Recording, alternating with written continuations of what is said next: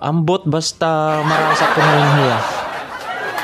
Mga kasangkayan, ayan na, tapos na nating i-prune ang ating mulberry plant. So, let's see what will happen in the next few days or weeks.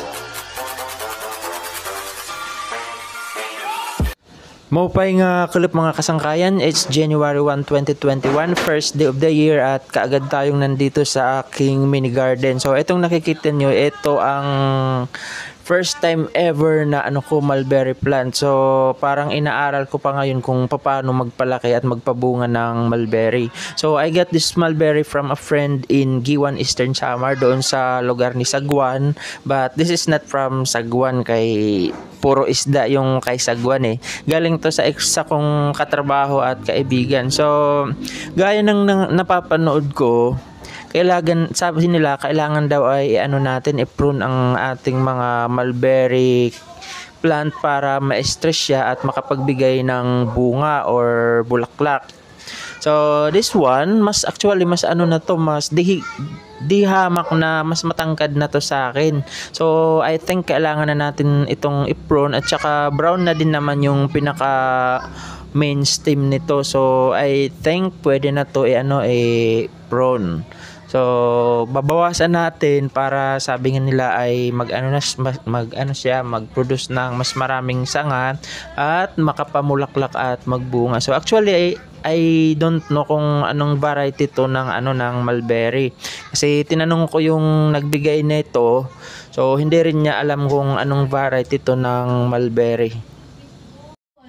Pero alam nyo mga kasangkayan, kahit ano pa mang klase or variety ng mulberry plant to, still I am very excited sa pagpapalaki nito at sana nga ay makapagpabunga tayo nito dito sa bahay.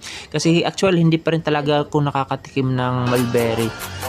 So mga kasangkayan, simulan na nating katayin ang ating mulberry plant. So ngayon ay magsisimula na tayong mag-prune sa ating mulberry plant. Actually yung kapatid ko ay nanghihinayang kung bakit ko daw puputulin. So gaya nga ng sabi ko kanina ay kailangan talaga na i-prune natin ang based sa mga sa mga napapanood ko at naririnig ay kailangang i-prune natin ang ating mga mulberry plant para ma-stress siya, para mamulaklak at saka mamunga.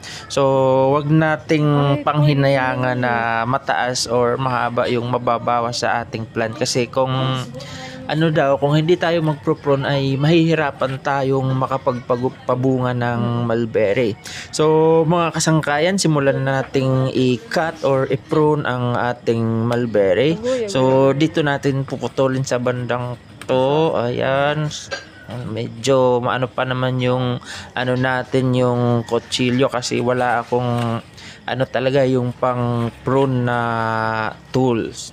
So itong na prune natin, itong naputol na na parte ng mulberry, hindi natin to itatapon kasi ito, tingnan nyo, pwede na tong itanim ulit.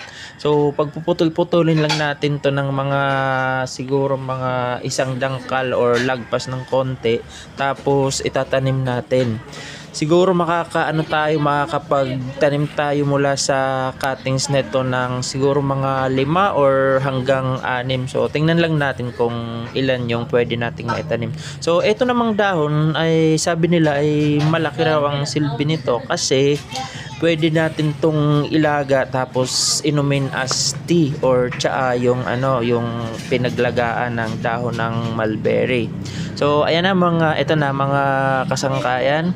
So pati itong mga natirang dahon ay kukunin natin mamaya-maya. So ayan siya nga pala yung yung mulberry plant na to ay sa ko lang itinanim sa medyo malaking pot. Siguro mga 12 by 12 na pot. So ito, isa-isahin natin. Ayan, isa-isahin nating tatanggalin tong mga dahon ng mulberry. Actually may mga may mga maliliit na sanga, pero isasama na rin natin muna na putulin ang mga to. So ubusin natin yung dahon. Ayan. Itong mga medyo matured na dahon siguro na lang natin ilalagay sa ating compost para maisama doon sa ginagawa nating fertilizer or compost. So ayan na mga kaibigan, ubos na ang dahon. Tapos ito gaya nga ng sabi ko sa inyo, yung stem na nakat ay pag puputol-putulin natin into parts, siguro mga tig-isang dangkal at saka itatanim natin ulit. So, gusto ko lang ipakita sa inyo ang isang picture ng prutas ng bunga ng mulberry. So, ito to. So, I am not sure kung itong nakikita yung picture ay ito nga yung bunga ng mulberry plant na ito kasi marami namang variety ang mulberry. Mga kasangkayan, subscribe po muna kayo sa aking YouTube channel.